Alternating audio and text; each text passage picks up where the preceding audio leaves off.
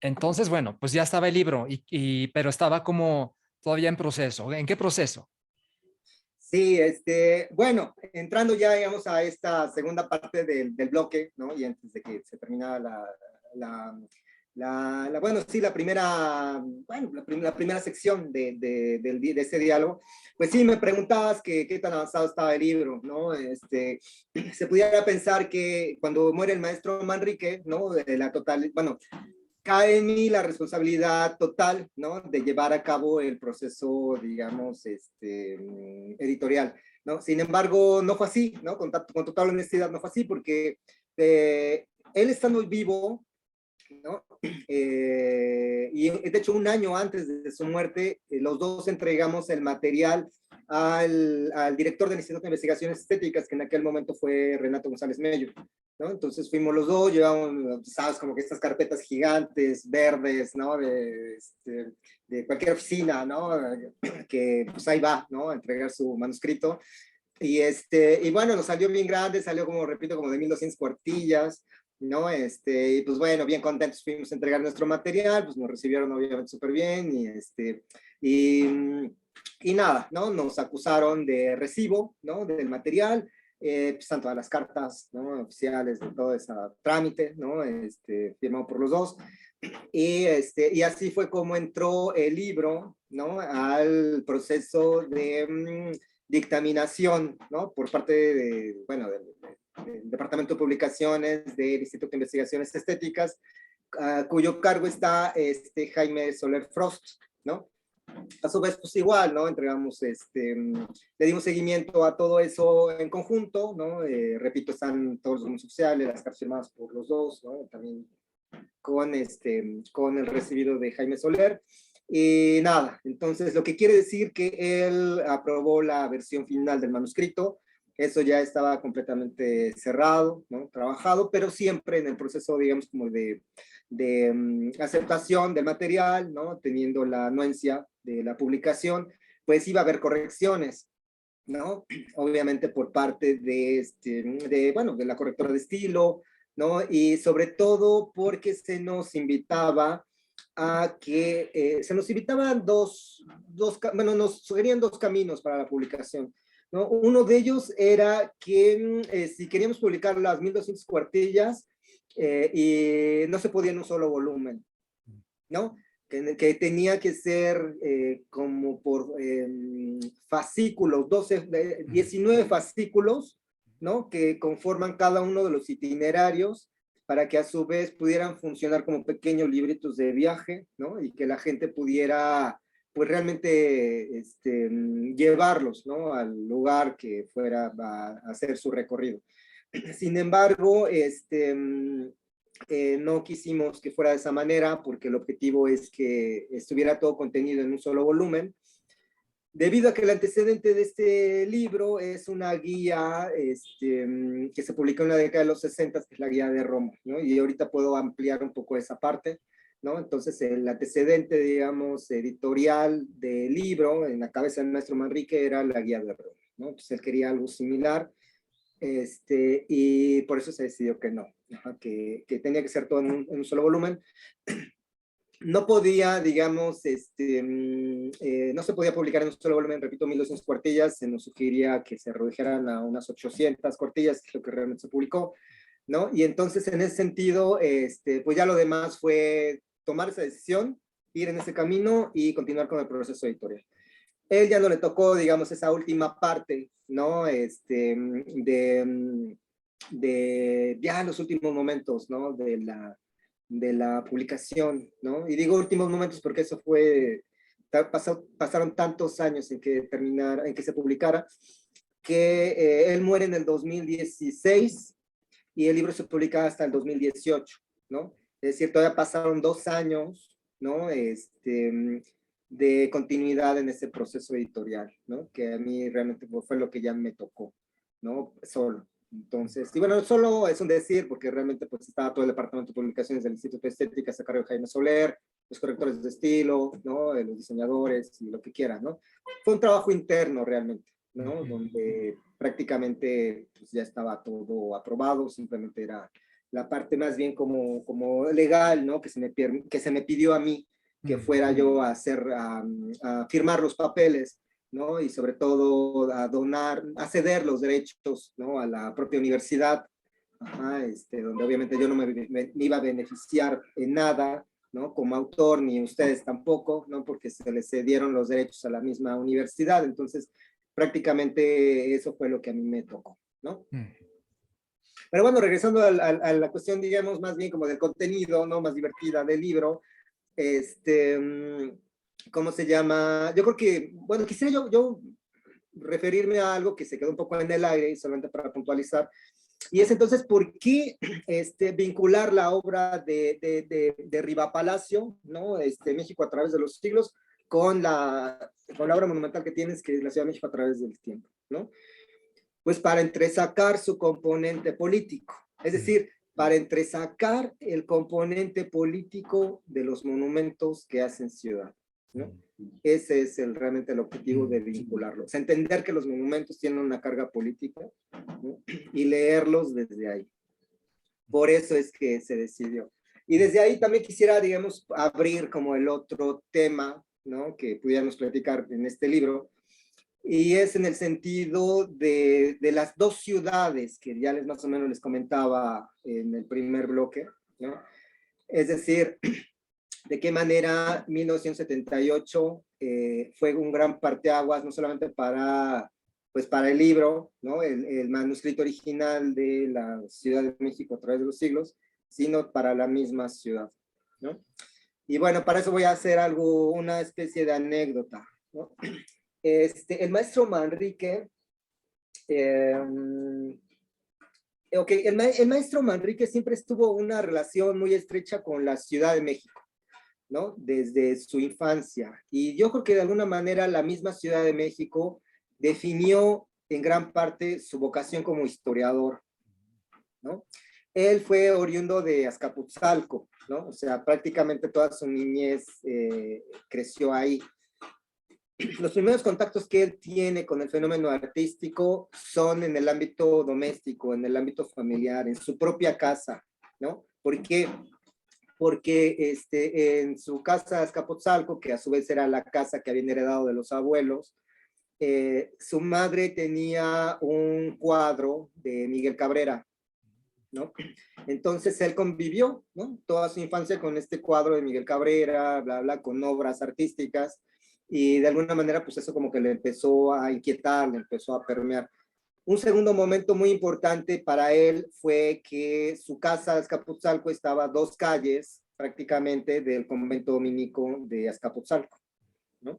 Que recordemos que ahí la capilla del Rosario es espléndida, de estos grandes retablos laterales, y en sí toda digamos, la capilla es muy interesante. Y pues él, ¿no? Teniendo esa cercanía, pues convivió, ajá, de primera mano con la capilla del Rosario, pues con todo pues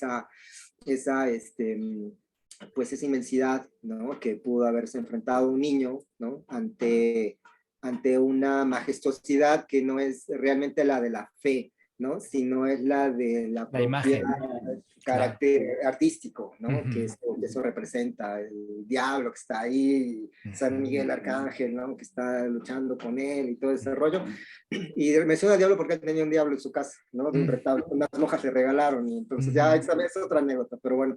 Y bueno, él convive con eso, y realmente podemos pensar que una de las posibilidades de estructuración de su pensamiento fue el contacto con el arte barroco, ¿no? Es decir, la capilla del Rosario, lo que les digo, ¿no? El contacto barroco.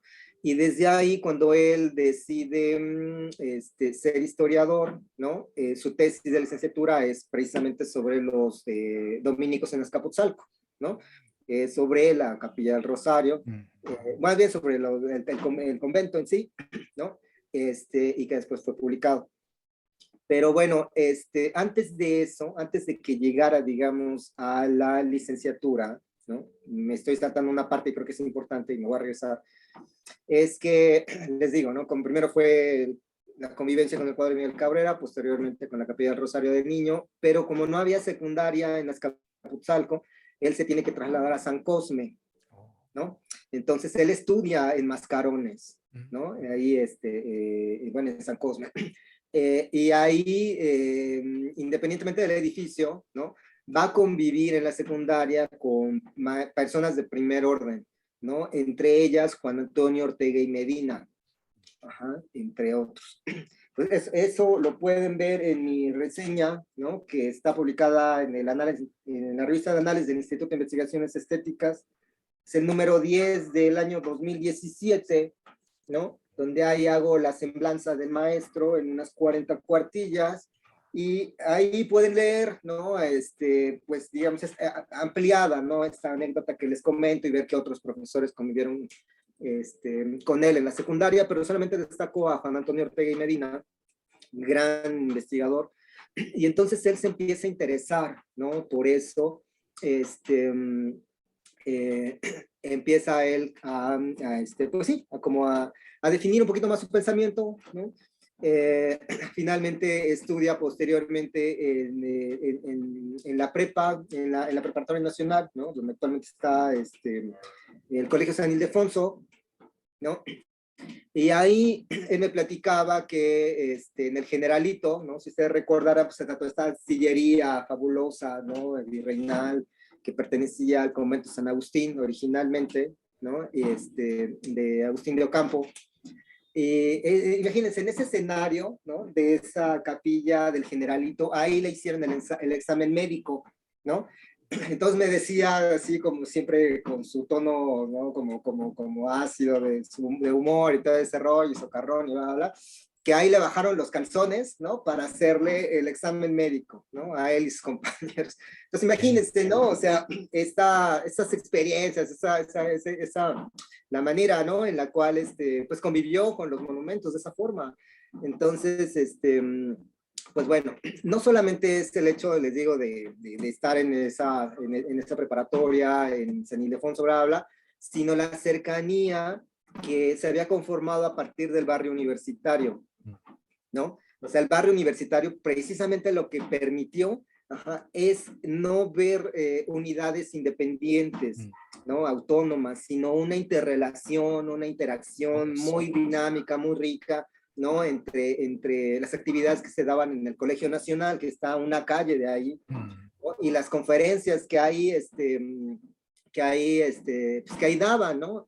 Entonces el maestro Manrique me contaba que se saltaba algunas clases y se iba a las conferencias del Colegio Nacional, ¿no? A ver a Diego Rivera, a ver pues a grandes personalidades, ¿no? A Samuel Ramos, bla, bla. Entonces él se seguía nutriendo, ¿no? Se seguía nutriendo de dos maneras, ¿no? Por un lado la parte afectiva, por otro lado la parte intelectual, ¿no? Por otro lado la propia definición que él empieza a tener, ¿no? Sobre el objeto artístico desde el barroco, ¿no? Empieza a conocer, bueno, las lecturas de Weiner Weisbach, ¿no? Y sobre el barroco, precisamente. Ajá. Entonces él empieza a tener ya una lectura un poco, bueno, clara, ¿no? Ajá, de lo que quiere decir sobre el barroco y lo que se ha omitido, que es el manierismo, ¿no? Y que de alguna manera él lo quiere, digamos, como hacer presente, ¿no? Recordemos que el manierismo fue también un periodo borrado de la historia, ajá, que actualmente se ha recuperado, pero se nos olvida eso, que fue borrado en algún momento, ¿no? Y entonces él fue de los grandes estudiosos del arte manierista, ¿no? Por algo se va a Europa, por algo se va a estudiar con Giulio Carlo Argan, ¿no? Bla, bla, bla, bla, bla, por estos intereses que él tiene, ¿no? Ya muy, muy, muy claros, ¿no? Pero repito, el hecho de que él estuviera conviviendo prácticamente todo el día en el centro histórico, en el barrio universitario, ¿no? Pues lo permeó, ¿no? Ajá, pasaba más tiempo en el centro histórico que en Azcapotzalco, ¿no? O sea, ahí vivía prácticamente, y no solamente en el Colegio Nacional, sino también me contaba que él se iba a meter a la Academia de San Carlos, porque él tenía mucho interés en ver qué es lo que estaban haciendo los pintores en ese momento, pues, jóvenes como él, ¿no? Y entonces o sea, no le bastaba, ¿no? Ver los monumentos, ajá, históricos, no le bastaba asistir a sus clases, no le bastaba ir a las conferencias como actividad extracurricular, sino necesitaba también aproximarse al objeto artístico, y no solamente al objeto artístico, sino a los pintores que apenas estaban empezando, como tú lo has hecho, ¿no? Con la colección, con tu colección. Entonces él tuvo esa visión, tú la tienes, ¿no? Entonces, él tenía muy claro eso desde muy joven, ¿no? Y lo hizo y pues bueno, posteriormente, bueno, repito, estudia la licenciatura, decide, pues bueno, ser historiador del arte, bla, bla, bla, bla. No fue el único, obviamente, que convivió en ese barrio universitario. Podemos entresacar miles de historias. El doctor Eduardo Weiss también convivió en el barrio universitario. Tengo anécdotas de él y también anécdotas de que él también fue alumno de Juan Antonio Ortega y Medina, igual que Maestro Manrique. Entonces, ha sido toda una generación muy, muy interesante, muy rica, que yo creo que tenemos que aprender de ella, ¿no? Y a veces se nos olvida, ¿no? Pues seguir aprendiendo de nuestros maestros, ¿no? Pues bueno, resulta que finalmente él se va a, termina la licenciatura, es joven promesa, publican su libro, ¿no? Su tesis de licenciatura, y lo invitan inmediatamente a ser director de la Facultad de Filosofía y Letras en Jalapa. Wow. O sea, ya de entrada ser director, ¿no? De una facultad es porque realmente tiene muchos méritos. Me estoy saltando grandes rasgos, grandes etapas, porque realmente ha habido premios en medio, que gana el premio de la crítica de arte en México, Paul Besheim, ¿no? Que Fernando Benítez lo invita a trabajar en el suplemento, bla, bla, bla, bla, bla. O sea, tiene una vida muy rica, y de hecho, les digo, en mi semblanza lo pueden ver a detalle. Pero bueno, finalmente es director, se publica su libro, decide posteriormente a eso, y haciendo saltos muy grandes, ¿no? No lo puedo hacer cronológicamente, pero bueno, decide irse a Europa, ¿no? Va, se pone en contacto con dos personas, ¿no? Dos grandes investigadores, Víctor Lucien Tapie y Giulio Carlo Argan, uno en París, otro en Roma, ¿no? Estudia con los dos, recibe la beca Rockefeller, se va a Europa, siendo un chamaco, ¿no? En la década de los 60, el 68, se encuentra con un París politizado, ¿no? París del Mayo francés, ajá, y se encuentra también con los movimientos de vanguardia, el cinetismo, y sobre todo convivir, ¿no? Con jóvenes igual que él, ¿no? Que están en Europa, ¿no? Que están en París. Convive ahí con Toledo, ¿no? Es el momento en el que Toledo anda también por allá. Toledo no era académico, ¿no? O sea, la manera en cómo él llega es distinta, ¿no? A través de su galerista, pero pues le hacen un lugar, ¿no? Y sin ser académico, pues está conviviendo con estudiantes. Ajá, convive con el maestro Manrique. De hecho, hay una anécdota en un video con una culta, ¿no? Que bueno, por ahí lo tengo, que se los comparto, de palabras del propio Toledo, ¿no? Donde dice que pues llegó un momento en que ya lo iban a correr de la casa, ¿no? De esa casa, de que uno de los que defendió para que no saliera fue el maestro Manrique, ¿no? Entonces, pues imagínense, ¿no? Jóvenes todos, ¿no? No eran famosos en ese momento, ajá, pero ahí estaban ellos, y no solamente artistas, sino también políticos. Manuel Bartlett andaba por ahí, ¿no? El que fue gobernador de Puebla, ahorita está en el gabinete de Morena, ¿no? Y así muchos de ellos, ¿no? Raúl Herrera, otro pintor, bla, bla, bla, bla, bla. Entonces, bueno, está en París, después se va a Roma, ¿no? Y yo creo que más allá de lo que le pudo haber dejado Argan, Giulio Carlo Argan, porque Argan era un tipo, un tanto, ¿cómo puedo decirlo? Como áspero, ajá, como que no hubo una oportunidad de interactuar, y él me lo platicaba, ¿no? Se llegaron a encontrar en la parada del autobús y, hola, ¿cómo está? No sé qué, bla, bla, pero no fue más allá de eso. Pero yo creo que lo que sí le dejó fue la ciudad, ¿no? Vivir en Roma, convivir con los monumentos, el estar habitando un antiguo palacio. Actualmente no es posible, pero a él le tocó vivir en el Palacio Cenci Macarani, que está a espaldas del Panteón de Roma, ¿no? Entonces, pues él me contaba, ¿no? Como desde su ventana, ¿no? De su habitación, casi, casi podía tocar la linternilla de Borromini, ¿no? Entonces, en su casa, en el pasillo que daba a su habitación, siempre conservó un grabado de aquella estancia en Europa, donde estaba en ese grabado, y de hecho aquí yo tengo una copia de ese grabado, bueno, es que se las traigo,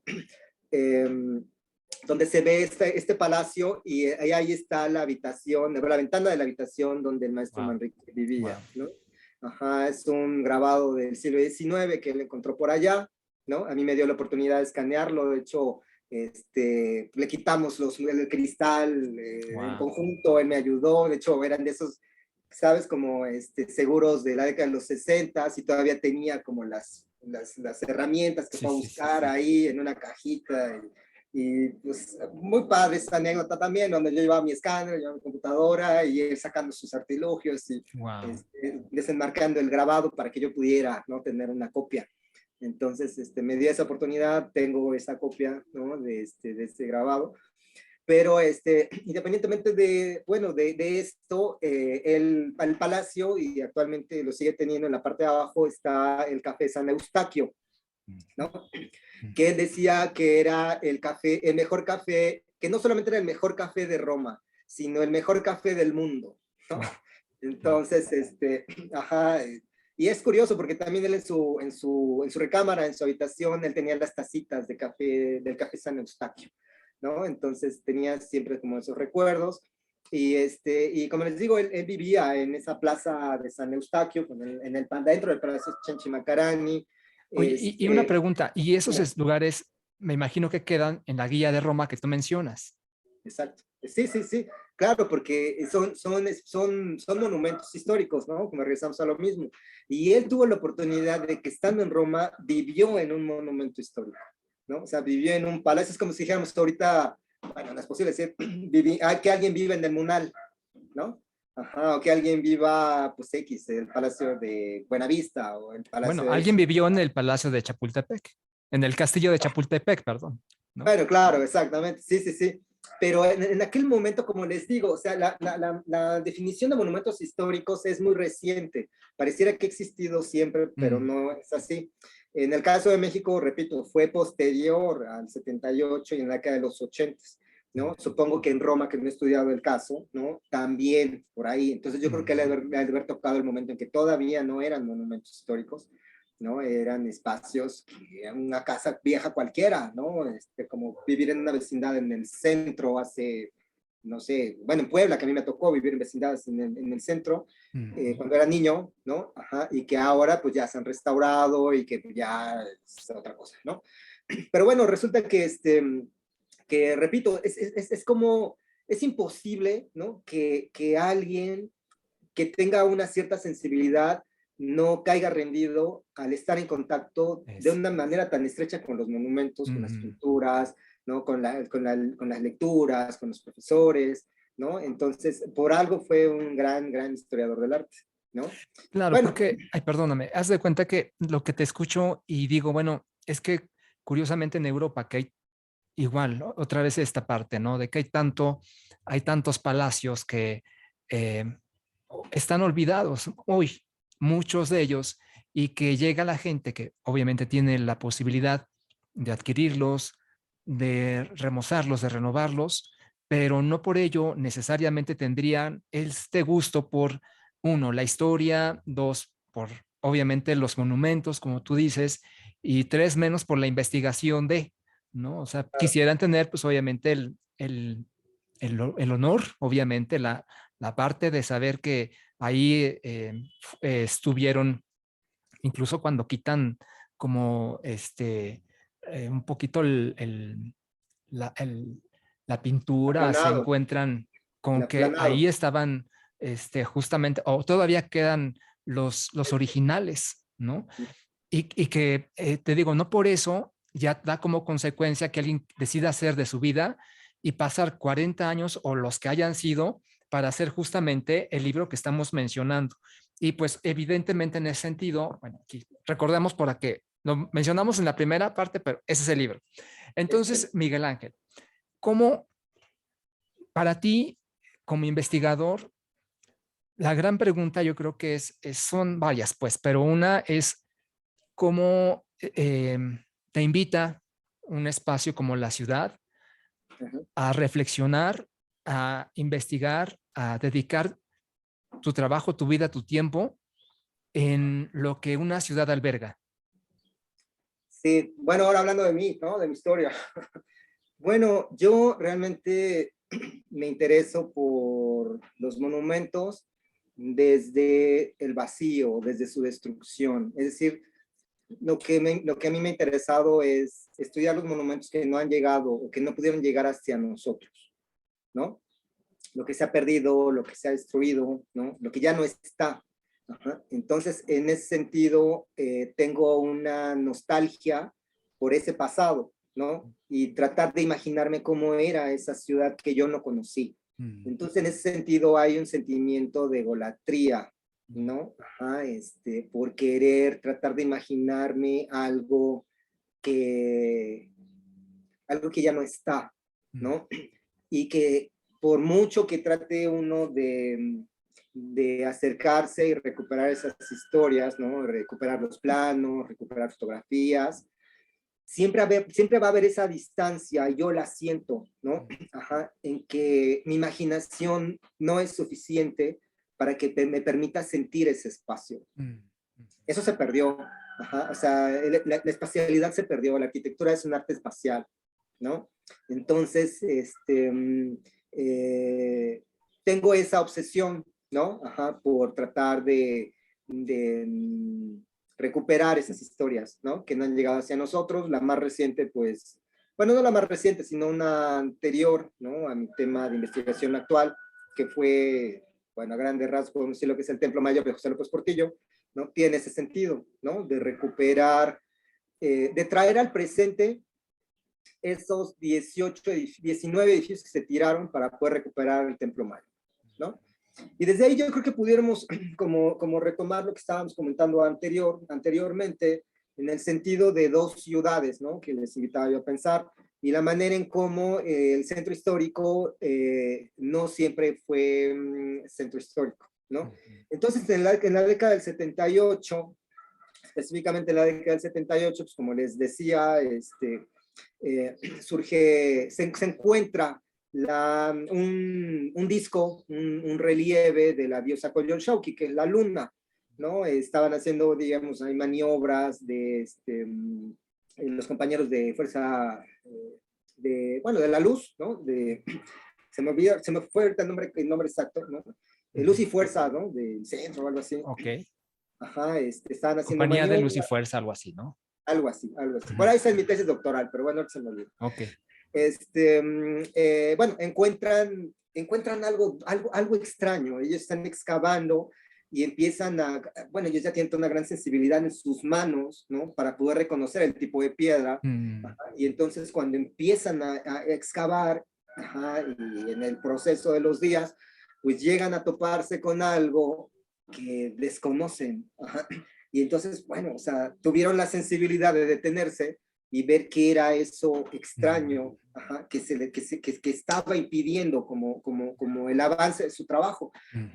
Y entonces se descubre una serie de relieves, ajá, que a simple vista no tienen lógica, ajá, no tienen sentido, porque no tenemos esos conceptos para poder entender eso que miramos, ¿no? Entonces lo que miramos es esa extrañeza, ¿no? Ajá, esas formas que surgen de la tierra y que desconocemos, ¿no? Pero de alguna manera nos hacen ver que es algo importante, ¿no? Y como es algo importante, deciden detenerse, ¿no?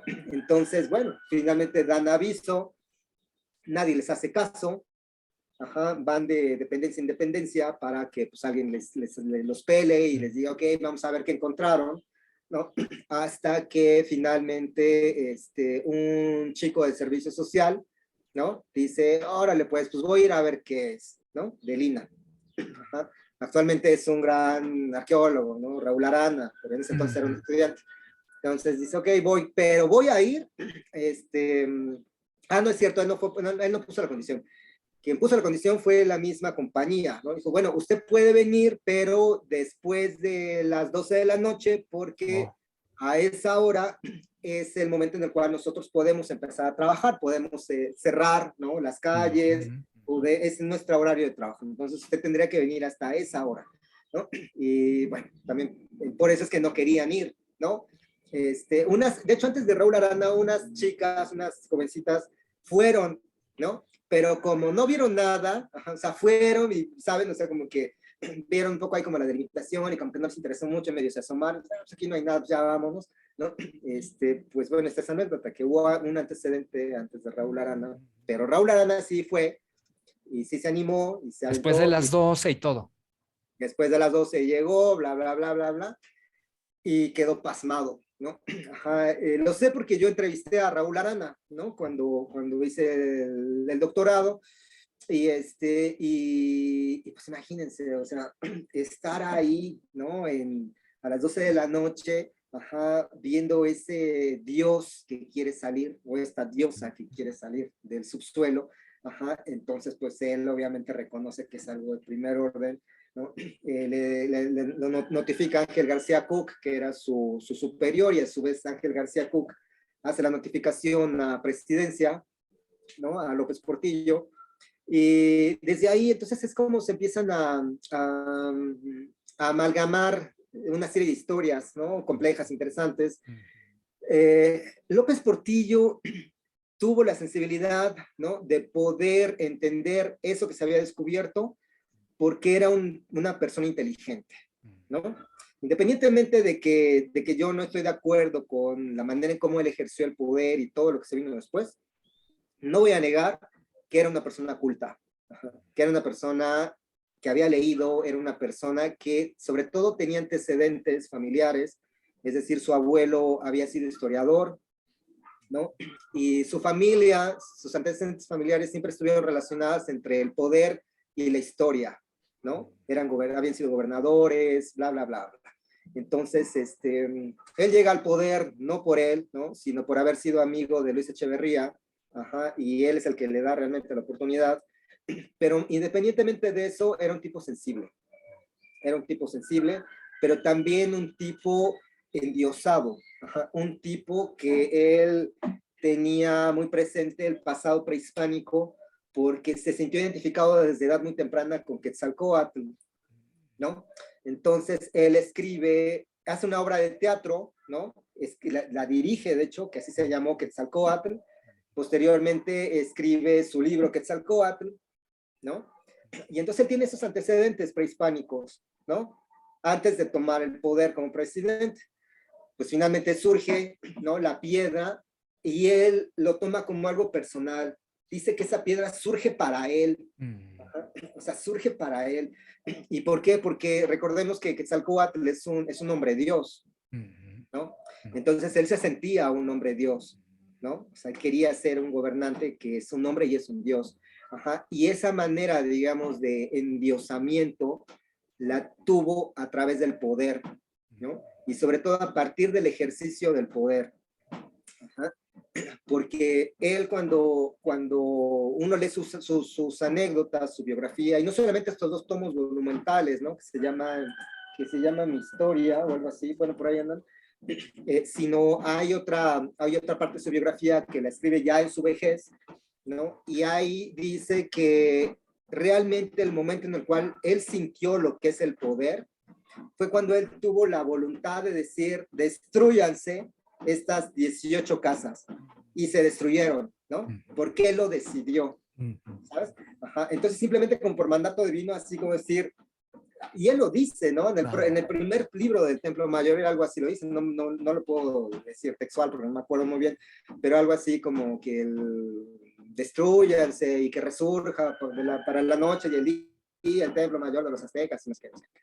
Bueno, resulta Fíjate que que sí, curiosamente, ay, perdóname, no, dime. es algo que quienes no conocemos el poder, pero que vemos a la gente que sí lo vive, es impresionante, porque eso, o sea, no hay algo, no sé si en el México actual todavía, o en el mundo actual, ¿no? Pero por lo menos en ese momento sí existía, yo creo que por este sello que se mantuvo del grupo en el poder de tantos años, esta posibilidad de decir y que se hiciera, ¿no? Y yo creo que eso es algo que para bien y para mal, ¿no? Porque como somos a final de cuentas, seres humanos que no nacemos con ello. ¿Quién nace con ello? Absolutamente nadie. Pero bueno, son 2 minutos, prácticamente 2 minutos y medio, Miguel Ángel. Ok, Tenemos ok, que vernos en otro momento, en otra claro ocasión. que sí. ¿Con qué cierras esta presentación, esta plática, esta serie de anécdotas? ¿Qué Ya nos nada más compartes? para cerrar de manera muy inmediata y cerrar este argumento, ¿no? O sea, simplemente lo que sucedió posteriormente fue que, bueno, se recupera el Templo Mayor, ¿no? Bla, bla, bla, pero lo más importante es que la ciudad se transforma, ¿no? A partir de 1978 y a partir de esa decisión presidencial. Hay una ciudad antes y después de la decisión de López Portillo y de la recuperación del Templo Mayor. El maestro Manrique viene de Europa, tiene la intención de hacer un libro sobre la Ciudad de México, teniendo la referencia de la guía de Roma, ¿no? Quería hacer una obra monumental donde estuvieran contenidos todos los monumentos y las fechas y lo que quieras. Y entonces ahí es cuando se juntan estas dos historias, la historia de un joven que quiere hacer un libro, que está empezando a hacer un libro, que ya es director del Instituto de Investigaciones Estéticas, que se hace igual de un equipo de 40, 50 investigadores que están trabajando, hacen un manuscrito de 500 cuartillas. En el Inter surge el Templo Mayor, se decide recuperar el Templo Mayor y la ciudad se transforma, ¿no? Entonces, como se va a transformar la ciudad y el libro tiene como eje principal el centro de la ciudad, pues se tiene que esperar, ¿no? Porque no puede publicar una obra monumental de la Ciudad de México si a los 15 días va a ser otra. Se decide esperar, se espera mucho tiempo, ¿no? Se le vienen otros compromisos, el libro de Inés Amor, la dirección del MUNAL, la dirección de lo que quieran, del MAM, la destitución del MAM, el salvamento de Lecumberri, bla, bla, bla, bla, bla, bla, bla. Se hace viejo, ¿no? Envejece, tiene su proceso de enfermedad, ¿no? De afasia, bla, bla, bla. Llego yo, ¿no? En la década de los 2000, él me invita a trabajar, entro como ayudante del Sistema Nacional de Investigadores del CONACYT, accedo a este manuscrito, terminan mis 3 años como investigador y le digo, retomémoslo, ¿no? Un día de la Candelaria, en los tamales, ¿no? En el instituto yo le digo, retomemos el libro. Me dices, no, pues es que mira, o sea, esto ya pasó tanto tiempo y quién lo va a querer, hay que actualizar todo, ¿no? Deme chance, vamos a trabajar y vamos a ver qué pasa. Y me dio la oportunidad, trabajamos, ¿no? Actualizamos el manuscrito y es el que tiene ustedes en sus manos, ¿no? Es un libro que, al menos para mí, es más que un libro, ¿no? Está lleno de miles de anécdotas personales, ¿no? Con respecto al maestro Manrique.